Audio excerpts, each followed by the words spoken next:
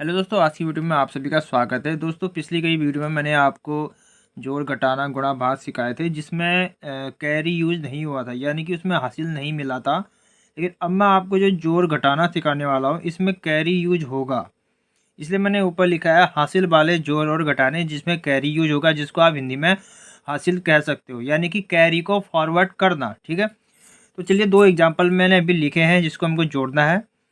तो पहला एग्जांपल हम कर लेते हैं। 87 में हमको 17 जोड़ना है। ठीक है, तो हम कैसे जोड़ेंगे, मैंने आपको ट्रिक बताई थी, ये छोटे बच्चों के लिए स्पेशल।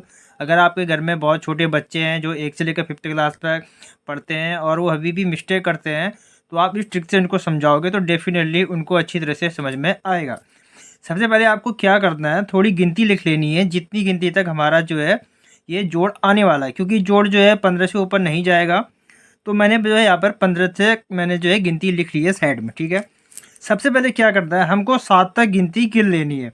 ठीक है, 7 तक, यहाँ तक हमने गिनती गिन ली।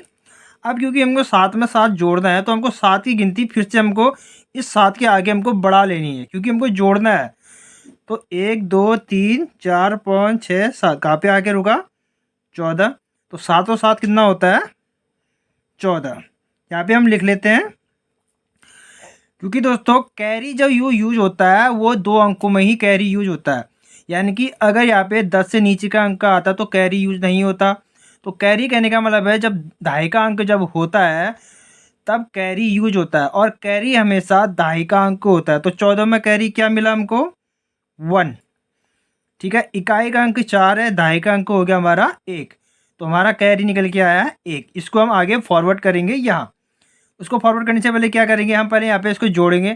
आप पहले कैरी को भी जोड़ सकते हो, बाद में भी जोड़ सकते हो, कोई फर्क नहीं पड़ता है। हम क्या करेंगे, सबसे पहले 8 तक गिनती कर लेंगे। 8 तक यहाँ पे आ गया। अब हमको इस गिनती को एक बार और बढ़ाना है, तो यहाँ पे आके रुक गए, 9 हो गया हमारा। 8 और 1 जोड़ के आ गया 9। अब उसमें हमारा एक कैरी फॉरवर्ड हमको मिला हुआ है, तो कितना आ जाएगा, 9 और 1 10। तो ये हमारा आंसर हो गया 104। इस तरीके से आप छोटे बच्चों को अच्छी तरह से समझा सकते हो। अब दूसरा हम क्वेश्चन सॉल्व करेंगे। 29 में हमको 22 जोड़ना है। हमको पहले 9 तक हम गिनती कर लेंगे, यहाँ पे आके हम रुक गए हैं 9 तक। अब हमको उस गिनती को 2 और आगे बढ़ाना है, क्योंकि हमको 2 जोड़ना है। 10 1 2 कितना आया, 11।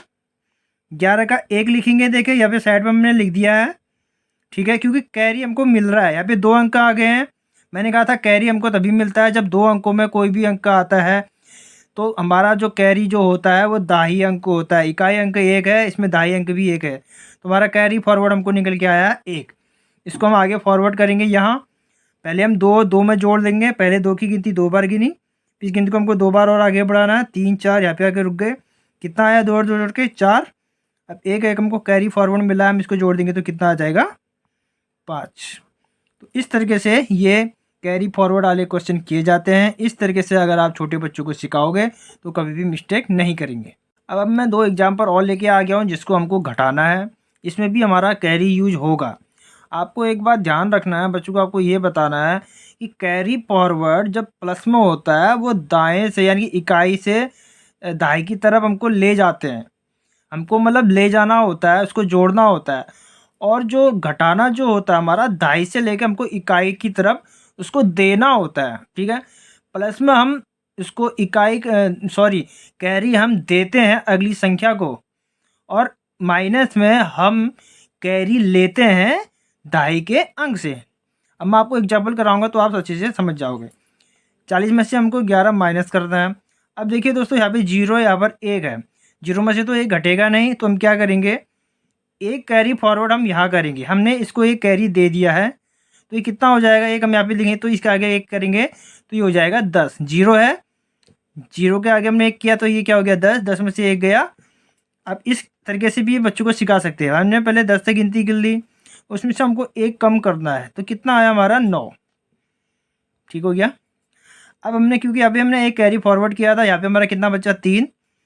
3 तक हमने गिनती कर ली, उसमें हमको 1 कम करना है, तो कितना बचा, 2। तो ये हमारा आंसर आ गया। ठीक है, अब हम दूसरा क्वेश्चन कर लेते हैं। यहाँ पर दोस्तों 1 है, 1 में से हमको 9 घटाना है। 1 में से 9 घटता है, नहीं घटता है। तो अब हम यहाँ से 1 यहाँ कैरी फॉरवर्ड करेंगे, तो 1 के बगल में 1 लिखा तो ये हो जाएगा 11।